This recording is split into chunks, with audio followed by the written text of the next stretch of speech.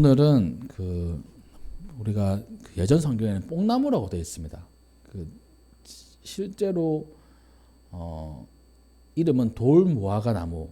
그러니까 무화과 나무인데 그 무화과 과이지만 좀 다른 그 종류인 것 같아요. 그리고 원래 그러니까 뽕나무하고 이 돌무화과 나무하고는 전혀 다릅니다. 근데 이제 번역해서 이렇게 들어올 때 우리가 말씀드렸다시피 우리 처음 이제 성경은 원어에서 직역으로 이렇게 번역한 게 아니고 중국어에서 이렇게 번역해 왔어요. 처음 우리가 들어오는 성경. 그래서 중국어를 좀 딴 게 많습니다. 그러니까 여러 가지 부분들에 있어가지고 영어에서 따고 들어왔다면 또 다르게 번역되었을 텐데 이 중국어에서 번역해서 들어온 거기 때문에 그래서 그 중국에 있는 나무, 지난 주에도 그 감람나무 이런 게 원래 올리브 나무인데 감람나무하고는 전혀 관계 없는 나무거든요. 근데 그 번역의 차이임을 이렇게 아시면 될 것 같고, 오늘 말씀에는 옛날에 뽕나무에 올라간 사케오 이야기 참 재밌게 잘 들었었거든요. 실제로는 뽕나무가 아니고 이제는 우리 성경이 원어에서 바로 직역을 하기 때문에 이 돌무화과 나무라고 이렇게 제대로 이렇게 번역을 하고 있는데, 이 뽕나무에 대해서 한번 살펴보고자 합니다. 이 성경 속 뽕나무, 이 돌무화과 나무는 우리가 흔히 아는 식용무화과는 다른 독특한 특성을 이제 지니고 있습니다. 그래서 이 특성 안에 담겨져 있는 의미가 있고, 또 성경에서 여러 군데 이 돌무화과 나무를 기록한 부분들이 있어요. 그 중에 오늘은 두 가지 정도를 한번 살펴보고자 하는데, 첫 번째가 이 돌무화과 나무에 올라간 이 사케오는 왜 돌무화과 나무에 올라갔을까? 이거와 또 아모스라는 선지자가 있습니다. 이 아모스라는 선지자가 그 선지자의 역할을 감당할 때 자기를 소개하는 게 있어요. 너는 선지자 아니지 않느냐? 선지자가 맞긴 맞는데 원래 내 직업은 목자이기도 하고 돌무화과 나무 재배하는 사람이야, 이렇게 얘기하는 부분이 아모스서에 있거든요. 그러니까 선지자이기도 하고, 또 이 사람은 남쪽 사람인데 북쪽에 와서 사역을 했어요. 그러니까 남한 선교사가 북한에 가가지고 선교하는 거 거의 비슷한 그런 느낌일 겁니다. 그리고 이 선지자 학교를 나온 게 신학생이 아닌 거예요. 그냥 목자입니다. 목자, 양치는 사람, 그리고 뽕나무 재배하는 사람, 돌무화과 나무 재배하는 사람인 거예요. 그래서 어째 이런 일이 있을 수 있을까라고 사람들이 생각했는데, 그 속에 담겨져 있는 의미들을 살펴보면서 오늘 그 뽕나무, 이 돌무화과 나무의 의미를 함께 나누고자 합니다. 이 돌무화과 나무의 생태적 특징을 보면 이 성경의 번역에 따라 뽕나무로 번역되기도 했습니다. 실제로는 무화과 나무과에 속하는 거대한 상록수라고 해요. 그리고 추위에 약해서 예루살렘 같은 고산지대에서는 잘 자라지 못하고, 고도가 낮은 따뜻한 여리고나 평지에 주로 자란다고 합니다. 또 열매는 일반 무화과보다 이 당도가 떨어진다고 해요. 그래서 덜 달면 사람들 덜 좋아하겠죠. 그리고 또 크기도 작아요. 특히 열매가 제대로 익으려면 사람이 일일이 이 작업을 해야 된다고 합니다. 그러니까 그 열매, 우리도 그 사과나 감이나 또 배 이런 거 작업을 하잖아요. 전에 어떤 드라마 보니까 배인가 감인가 작업하는 그 드라마 씬이 있는데, 사람들이 막 달라붙어 가지고 그 껍질을 입히고, 그리고 이게 보호하는 그 일들을 하더라고요. 하나하나 이렇게 포장도 하고 달려 있는 상태에서. 그런 것처럼 이 돌무화과 나무는 그냥 가만히 놔두면 이 열매가 맺히고 우리가 먹을 수 있는 게 아니고 뭔가 작업을 해야 된답니다. 어떤 작업이냐면 이따가 한번 설명을 해드리겠습니다. 그래서 일일이 작업을 해야 되기 때문에 번거로워요. 또 그 나무는 재질이 단단하지는 않지만 습기에 강해가지고 이집트에서는 그 미라 관을 만드는 재료로 쓰이기도 했습니다. 또 그 습기에 강하기 때문에 그 습기에 강하다는 말은 습이 들어서도 뒤틀리지 않는다는 말이잖아요. 그러면 뒤틀리지 않는 이런 건축 자재들에 쓰이는 겁니다. 즉 기둥에는 쓰기는 좀 힘들지만 들보 같은 데 쓰이는 재료인 거예요.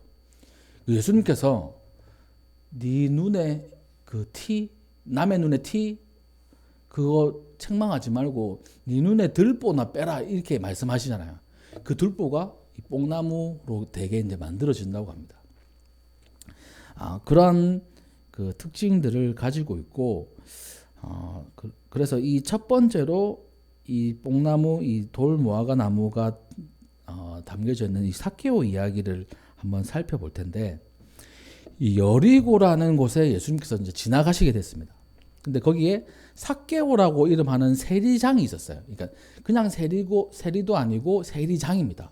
세리 무리의 대표라는 거예요. 또한 부자다 이렇게 되어 있습니다. 그러니까 이 지역에서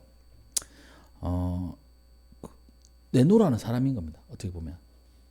그러니까 우리가 성경적인 세계관으로 볼 때 이 세리는 죄인의 대명사지 않습니까? 늘 같이 이렇게 취급되는 게 세리, 창녀, 죄인 이 사람들을 세트로 묶어가지고 이 죄인의 이제 표본이라고 보거든요. 그러니까 부자고 똑똑하고 똑똑해야지만 세리할 수 있습니다. 수리에 밟지 않으면 아무리 뭐 해도 이 세리 될 수 없어요. 똑똑한 사람입니다. 하지만 그 세금을 걷고 로마에 이제 바치는 그런 일들을 하기 때문에 같은 동족들에게는 그 인정을 못 받죠. 같이 지내지도 못하고. 그러니까 늘 외롭습니다. 이 사람들은. 동족이지만 동족에 인정받지 못해요. 돈은 많아요. 근데 그 돈 많는 것 때문에 사람들이 막 따르는 것 같지만 결국에는 자기를 진짜 좋아하지 않음을 깨닫는 겁니다.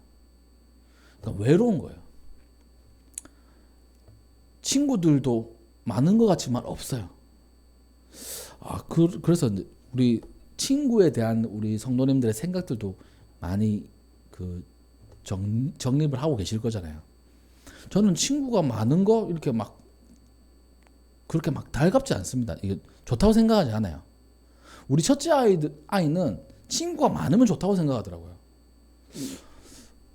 또 우리 둘째 아이는 친구 많은 게 뭐가 좋아? 그냥 뭐 혼자 살 수도 있는 거지. 친구 없어도 되지. 한두 명만 있으면 되지. 이런 생각을 가지고 있고. 저도 친구가 많으면 좋기도 좋지만 굳이 많을 필요가 있나? 이 생각을 가지고 있어요. 진짜 친구처럼 사실 저는 친구들이 있는데 따로 연락 잘 안 합니다. 근데 만나면 재밌고 좋아요. 근데 따로 잘 지내나? 이거 잘 안 합니다. 근데 그렇게 잘하는 친구들이 있어요. 그 친구들은 저한테 한 번씩 전화 옵니다. 잘 지내나? 제가 뭐 얘기하잖아요. 여보세요 이렇게 얘기하는 게 아니고 울었냐? 이렇게 물어보는 친구들 하잖아요. 울었냐? 안 울었다. 와, 대단하네. 이러면서 이렇게 막 장난치는 친구가 있습니다. 그러니까 그 친구에 대한 개념들을 정립을 할 때 이 세리장인 이 삭개오도 주변에 다른 사람들 많을 거예요. 근데 시간을 지나고 보니까 이 사람들이 자기를 진짜 따르는 게 아닌 걸 깨달은 겁니다. 진짜 자기를 좋아하는지, 자기 돈을 좋아하는지를 시간 지나면 다 알잖아요. 또 똑똑한 사람이니까. 그러니까 얼마나 외롭겠습니까? 진짜 내 마음을 터놓고 이야기할 사람이 없구나라는 것을 깨닫고 외로워할 때 아마 예수님의 소식을 들은 것 같아요. 예수님의 소식을 들어보니까 예수님은 희한하게 세리들하고 친하고 죄인들하고 친하고 그런 사람들하고 친한 거예요. 얘기 들어보니까 좀 다른 것 같네. 돈 보고 이렇게 따라간 그 다른 친구들하고는 달리 예수님은 뭔가 다른가 봐. 그 예수님의 소식들을 계속 들은 겁니다. 병자들을 고쳐주고 하나님 말씀을 선포해 주는데 그 말씀은 다른 서기관들이나 바리새인들이나 사두개인 같지가 않고 새롭고 또 능력도 나타나가지고 많은 귀신 들린 자들이 치유함 받고 병 들린 사람들이 치유함 받는다. 이게 계속 들리는 거예요. 아, 나 이 예수님 한번 만나봐야 되겠다. 이 생각을 한 겁니다. 그래서 예수님께서 이 여리고라는 곳에 이렇게 오시게 되었어요. 그걸 이제 들은 겁니다. 사실 이 여리고라는 성은 그 하나님께서 그 저주하시는 성이에요. 우리 여리고 성이 정복당하는 이야기 알지 않습니까? 그 여호수아와 이스라엘 백성들이 하루에 한 바퀴씩 또 일곱째 날에는 일곱 바퀴씩 이렇게 돌아가지고 무너진 성이잖아요. 그리고 그 여호수아의 입으로 저주하기로 여기서는 더 이상 이 여리고가 생기지 않을 것이다. 이 성이 세워지지 않을 것이다. 이렇게 이 저주함 받은 그런 도시예요. 근데 여리고라는 도시가 있거든요. 그래서 학자들이 그 무너진 여리고 그 옆에다 세웠을 것이다. 이렇게 얘기하고 고고학적으로 이렇게 발견된다고 이렇게 얘기를 하더라고요. 하여튼 하나님께서 이 벌하신 여리고성 그리고 그곳에 나타나신 예수님이신데 이 여리고라는 도시의 특징이 뭐냐면 나무들이 많은데 어떤 나무들이 많냐? 종려나무가 많대요. 저도 뭐 가보지는 않았지만 책에 의한다면 종려나무의 도시라고 불릴 정도로 여리고에는 종려나무가 많답니다. 우리 종려나무 아시잖아요. 다 높게 크고 또 좀 멋있잖아요. 뭔가 이국적인 느낌이 있는 그런 나무 있지 않습니까? 그 종려나무의 도시가 여리고인데 근데 삭개오는 그 많은 종려나무의 도시에서 이 돌무화과 나무에 올라간 거예요. 왜 그랬을까? 그러니까 우리가 처음 그냥 이 성경만 읽으면 그냥 그 주변에 우리 그 도로에 가로수들이 있는 것처럼 가로수가 그 은행으로 돼 있는 데가 있고 또 뭐 벚꽃으로 돼 있는 데가 있고 또 막 그 큰 나무 그 이름 뭐죠? 하여튼 그 나무로 돼 있는 데가 있고 여러 개잖아요. 그런 것처럼 이 돌무화과 그 길에는 돌무화과 나무가 있는가 보다 이렇게 생각할 수 있습니다. 근데 여리고는 돌무화과 나무가 그렇게 많은 곳이 아니고 그 종려나무가 많은 곳이라는 거예요. 근데 왜 이 돌무화과 나무에 올라갔지? 이 생각을 우리가 하게 됩니다. 이 당시에 돌무화과 나무는 주로 길가에 심겨져 있었고 또 가지가 옆으로 넓게 펴져서 오르기 쉬운 구조였다고 해요. 그러니까 먼저는 우리가 추측할 수 있을 때 종려나무보다는 오르기 쉬운 곳이다. 이렇게 볼 수 있습니다. 우리도 나무 오르려고 하면 오르기 쉬운 나무에 올라가지 않겠습니까? 저도 어릴 때 그 나무 타고 잘 놀았었거든요. 근데 진짜 나무 잘 타는 애들이 있어요.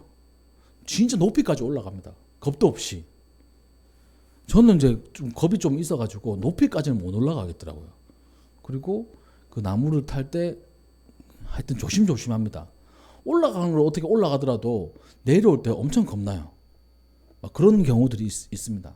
그러니까 올라가기 쉬운 이 돌무화과 나무라서 아마 올라갔을 것이다 라고 이렇게 볼 수도 있고, 두 번째는 이 돌무화과 나무가 어떤 그 의미가 있고 또 그 생태를 확인을 하면 이 사람이 왜 올라갔는지를 추측할 수가 있어요.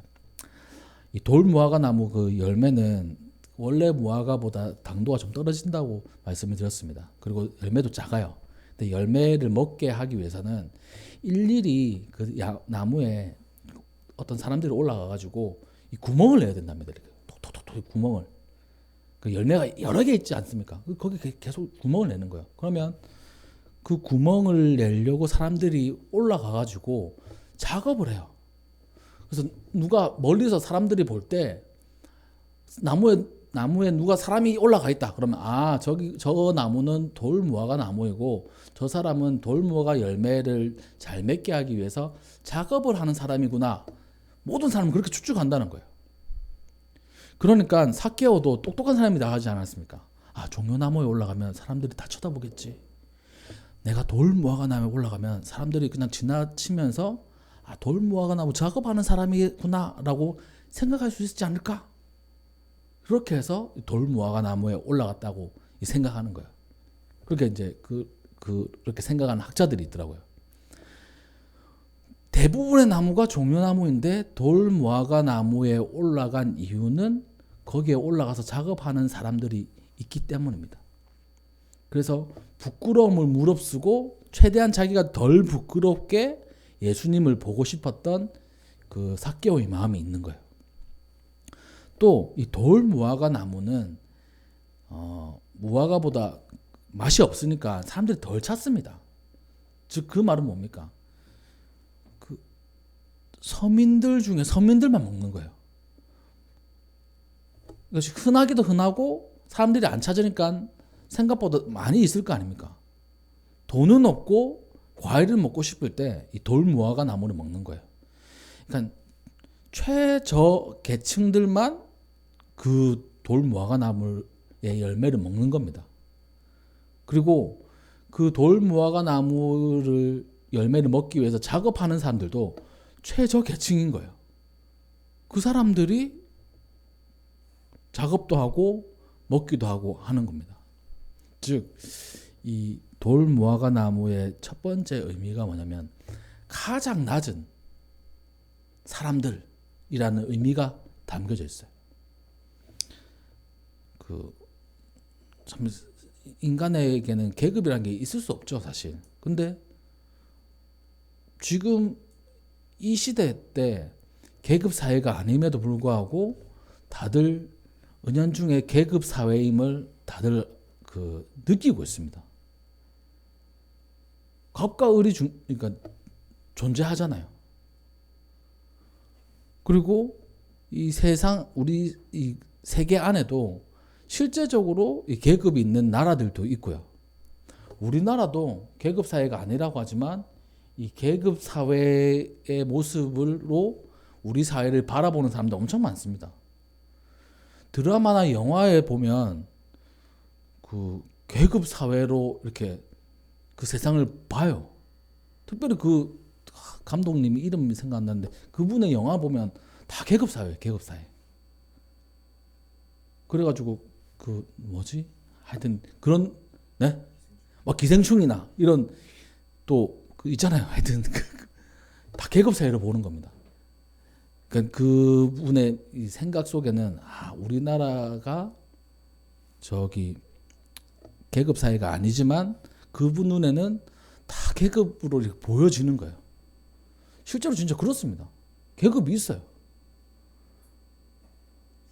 갑과 을이 그러니까 존재하고 그럴 때 이 뽕나무, 이 돌 무화과 나무는 가장 낮은 사람을 의미하는 겁니다.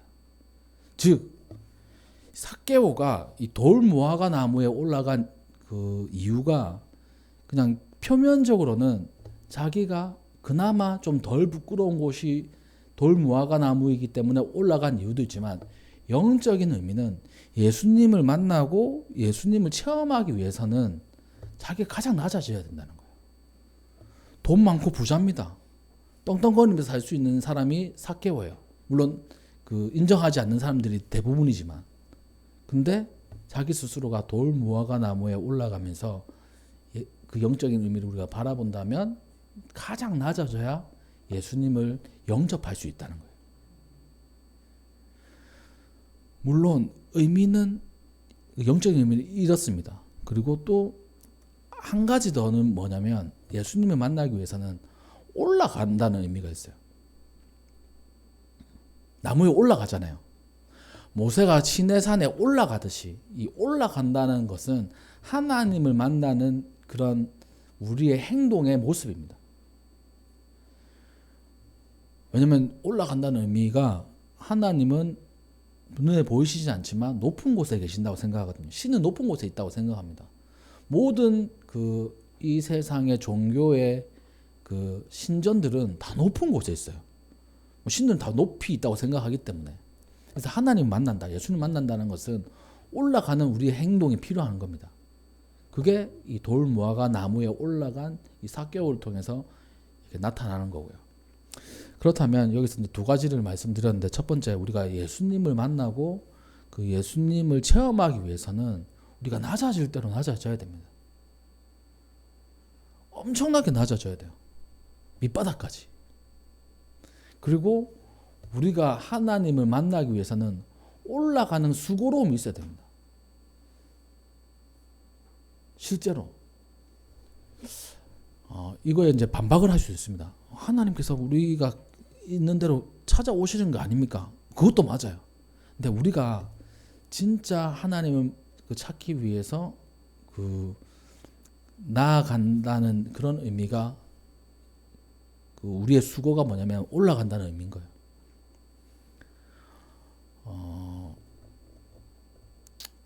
이게 종교적인 그런 수고의 의미도 있을 수 있지만 영적으로는 우리가 하나님을 만날 때 우리의 정말 그 모든 것들을 다 내려놓고 하나님 앞에 온전하게 나아간다는 그런 마음이 있어야 된다는 거죠. 그 의미가 이 돌 무화과 나무에 담겨져 있는 겁니다. 하나님 만나는 곳, 내가 낮아지는 곳.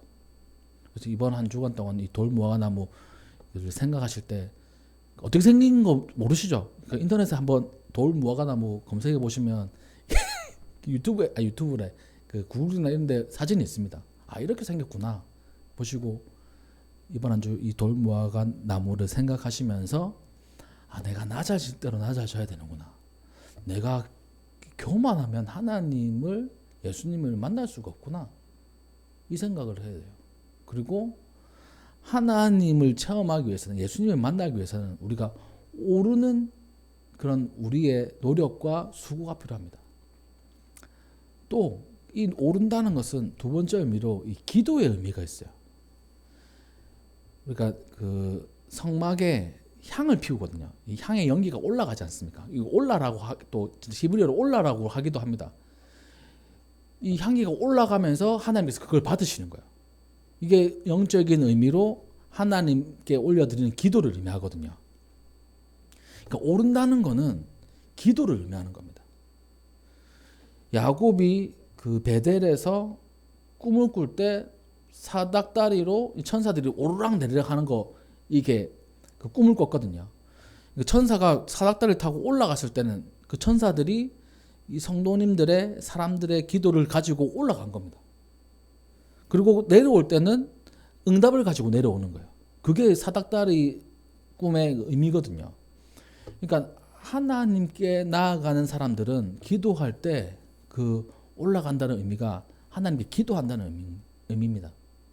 즉 돌 무화과 나무를 올라간다는 것은 하나님을 만나기 위해서 기도하는 모습을 상징하는 겁니다. 그러니까 겸손해야 되고 낮아질 대로 낮아져야 되고 하나님을 만나기 위해서는 기도해야 된다는 거예요. 이 두 가지 의미가 이 삭개오 이야기 속에 담겨져 있습니다. 물론 원래 이제 정통적으로는 이 삭개오와 예수님과 이 만남을 통해 가지고 그 삭개오 집이 구원받는다. 뭐 이런 재밌는 이야기가 있잖아요. 그 속에는 이 돌 무화과 나무를 통해서 이런 의미가 있는 거예요. 그다음에 두 번째 아모스는 아모스 7장 우리가 찾아볼까요? 아모스 7장 14절. 아모스 7장 구약 1280쪽 있습니다.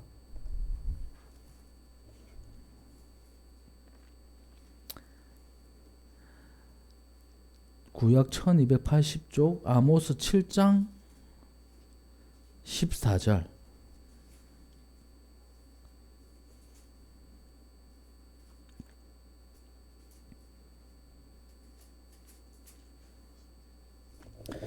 아모스 7장 14절 다 같이 읽겠습니다. 시작. 아모스가 아마샤에게 대답하여 이르되 나는 선지자가 아니며 선지자의 아들도 아니라 나는 목자요 뽕나무를 재배하는 자로서. 네, 아멘. 이 아모스가 이 아마샤라는 사람이 하도 그 아모스가 참 그 좀 속된 말로 꼴간찮게 말씀을 선포하는 것 같으니까 니는 유다 사람이면서 왜 여기 베델 그 북왕국 이스라엘 와가지고 그렇게 나대느냐? 네 나라 남유다로 돌아가라. 선지자 그 선지자 이게 상도덕이지 어디 여기서 껴들어 가지고 하고 있느냐 뭐 이렇게 얘기합니다. 그 사실 그 선교사님들 사회에는 그런 게 있어요. 자기 영역이 있습니다. 영역. 그 여기도 마찬가지죠. 예를 들어 가지고 우리가 찬양빛교회 여기 있지 않습니까? 근데 갑자기 2층에다가 감리교 어떤 찬양 기도빛 교회가 생겼다. 감리교 기도빛 교회 생겼다. 이렇게 하면 어떨까요? 제 마음은 어떨까요? 물론 감리교에서 이런 일은 없습니다. 사실 사전에 다 이렇게 카트가 돼요. 여기서 허락을 해주면 한 몇백 미터, 그러니까 그 딱 정해져 있는 법은 없지만 심리적인 거리가 있습니다. 그 이후로 이렇게 허락을 해줘요. 뭐 500m는 500m, 1km면 1km 이렇게. 보니까 제가 전에도 잠시 느꼈는데 우리 지방 안에도 어떤 교회는 엄청 가깝더라고요. 그리고 이번에 또 이전하는 교회가 있거든요. 하도 그 월세도 비싸고 또 힘들게 해서 다른 데로 옮기시는데 그 옮기시는 교회도 어떤 교회와 엄청 가깝더라고요. 근데 이때는 이제 허락을 해준 겁니다. 가까이 있는 먼저 있는 그 목사님께서 허락을 해주는 거예요. 사실 그 교단이 다르면 이런 허락 안 받습니다. 그냥 아저씨죠, 아저씨. 목사님이 아니고 우리 군대에 있을 때 직속 상관만 상관이고 나머지는 다 아저씨라 부르거든요. 아저씨 저로 가세요 막 이렇게 얘기하는 것처럼 다 목사님이시지만 그냥 아저씨인 겁니다. 그래서 우리 친구네 교회도 지하에 우리 친구네 교회가 있는데 2층에 갑자기 교회가 들어섰대요. 같은 교단이 아닌데. 그래서 막 속상해 하더라고요. 그래도 좀 얘기 좀 하고 하지. 그리고 또 더 속상한 거는 원래 한 칸만 썼는데 부흥해가지고 2칸, 3칸 이렇게 쓰게 됐다고. 얼마나 속상하겠습니까? 선교사님들은 또 자기 그 영역이 있어요. 누군가가 그 영역에 침범하면 엄청 그 싫어하십니다. 자기가 사역하고 있는 그곳에. 예를 들어서 저기 아마존의 숲 속에서 진짜 하나님과 그 인디언들만을 보고, 이건 진짜 예입니다. 그냥 예. 사역하시는 분이 있어요. 근데 갑자기 어떤 사람이 와가지고 나도 이 부족에게 사역하겠다 하면 이건 그 다툼이 일어난다 하더라고요. 그 영역들이 있습니다. 이 아마샤도 그 영역을 얘기한 거예요. 너네 나라로 가라. 그때 아모스가 나는 선지자 아니다. 나는 목자다. 또 선지자 아들도 아니다. 뽕나무를 재배하는 자다. 이 뽕나무가 이 돌무화과 나무거든요. 이 말은 무엇입니까? 목자. 우리가 목자라고 하면 좀 대단한 것처럼 보입니다. 예수님께서도 자신을 목자라고 말씀하셨잖아요. 그리고 그 교회의 리더들을 다 목자라고 얘기합니다. 근데 실제적인 목자는 그 최하층민이에요. 예수님께서 태어나실 때 들에서 양을 지키던 목자들에게 먼저 나타나셨잖아요. 그건 들에서 양을 지킬 수밖에 없는 사람인 겁니다. 자기 집에서 편하게 잘 수 없는 사람인 거예요. 자기 양일 경우도 있지만 대개 주인의 양을 돌보는 그 어떻게 보면 고용된 사람들이에요. 그러니까 집에서 안 자죠. 양들하고 같이 자는 겁니다. 그러니까 아모스 그런 사람인 거예요. 이 뽕나무를 재배한다라고 했을 때 이 뽕나무의 재배도 앞서서 말씀드렸다시피 그 아무나 재배 안 합니다. 너무 손이 많이 가고 또 사람들이 안 찾으니까. 그러니까 최하층만 하는 거예요. 그러니까 아모스가 어떤 사람이냐고 얘기하냐면 나는 진짜 막 그 말씀을 선포하고 이런 그 선지자가 아니고 최하층민 중에 최하층민이다. 이렇게 얘기하는 거예요. 그러니까 이 말씀을 통해 가지고 우리에게 그 하시는 말씀이 뭐냐면 돌 무화과 나무 열매는 가난한 자들의 양식이었습니다. 이 열매를 재배한다는 것은 손이 많이 가는 고된 노동을 의미하는데, 이는 하나님께서 화려한 배경을 가진 사람이 아니라 묵묵히 손이 많이 가더라도 자기의 삶의 현장에서 성실히 살고, 그리고 성실히 살며 자기가 낮은 자임에도 불구하고 하층민임에도 불구하고 그 속에서 최선을 다하는 사람, 이런 사람을 들어서 선지자 역할을 하게 하신 거예요. 선지자는 신학교 나와야 되고 선지학교 나와야 되고, 또 대대로 이 선지자 가문에서 우리 보시면 아론의 가문에서 대제사장이 계속 나오지 않습니까? 또 레위 사람들에게 하나님 일을 하게 맡기셨잖아요. 하나님의 질서는 이제 이렇게 흘러가는 거, 가문으로 흘러갑니다, 사실. 근데 특별한 상황에서는 그런 가문들을, 또 그런 특별한 사람을 선택하신 게 아니라 낮을 대로 낮지만 자신의 삶에서 최선을 다하는 그런 한 사람을 선택해 가지고 사용하신다는 거예요. 그게 아모스였습니다. 그렇다면 우리도 마찬가지죠. 참 우리 찬양교회 낮을 대로 낮은 교회입니다, 사실. 하나님 앞에 더 겸손해야 되고, 또 뭐 우리 교단이나 이 교회 안에서도 교체 교회니까 작고 낮은 교회일 수밖에 없죠. 근데 그럼에도 불구하고 하루하루를 겸손히 주님 앞에 성실히 예배드리며 주의 말씀을 선포하고 주의 사랑을 나눌 때에 하나님께서 귀하게 들어 쓰신다는 겁니다. 우리 성도님들도 마찬가지예요. 자기가 뭘 하든지 상관없어요. 낮은 자리에서 일하도 상관없어요. 하나님은 막 그 삼성 이재용 회장, 아니면 일론 머스크, 이런 사람들, 참 그런 사람들 쓰면 얼마나 대단하게 큰일 많이 하겠습니까? 근데 그런 사람들 쓰는 것보다 하나님 앞에서 겸손하게 자기 일을 묵묵히 잘 하는 사람들을 들어 사용하신다는 겁니다. 그러게 이번 한 주간 동안 자기에게 맡겨진 참 손 많이 가고 또 귀찮고 또 돈 안 되는 이 돌 무화과 나무 재배하는 일 같은 이게 자기에게 주어졌을 때 성실하게 일하십시오. 성실하게 그것을 감당하십시오. 그럴 때 하나님께서 아모스와 같은 그런 귀한 사역들을 맡겨주시고 또 주의 역사 가운데 기록되게 하실 것입니다. 그러한 은혜가 우리 모든 성도님들에게 가득하시기를 주님의 이름으로 축복합니다. 네, 기도하겠습니다.